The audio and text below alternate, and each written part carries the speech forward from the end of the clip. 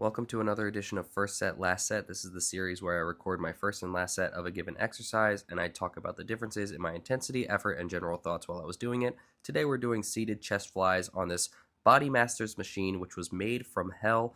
It is so difficult to set these up, and it hurts so bad when you have to put the weight back and rack the stack. So my goal for this exercise for this first set was to get 17 reps. I got 15 last week, and I was fairly certain I could add 2 reps despite already being a little bit fatigued from previous exercises.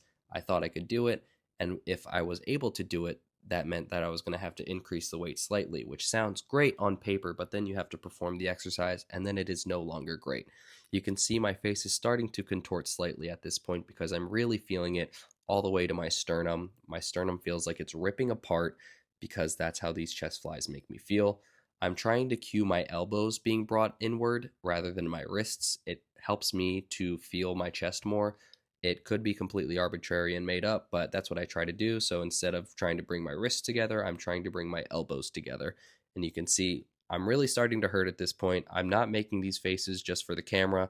These just really hurt a lot, but they feel so good after the fact. My chest feels so strong, so I'm really trying to push it. At this point, I'm starting to get into partial range, and on this last rep, I don't even bring my hands all the way together, so I felt pretty good about this.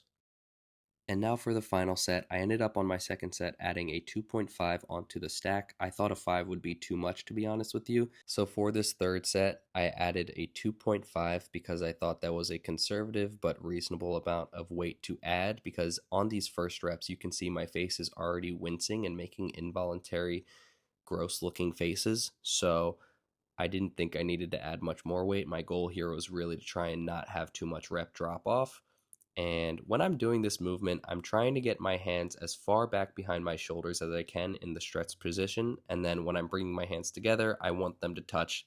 To me, that means I've hit my full range of motion for a rep, and I can then perform the eccentric. And just like on the chest press I did in another video, I'm trying to pause slightly when I am in the most stretched position before bringing the weight together. And at this point, I know that I'm going to start struggling to bring my hands together. So I'm going to try and push through and not do partials. So this last rep is a real grind. I know I can get my hands to each other. It's just going to take a lot of effort and a lot of willpower. And for legitimacy, I touched my fingers together to prove that I really did it. And if I went for another one, I think that my arms would have fallen off.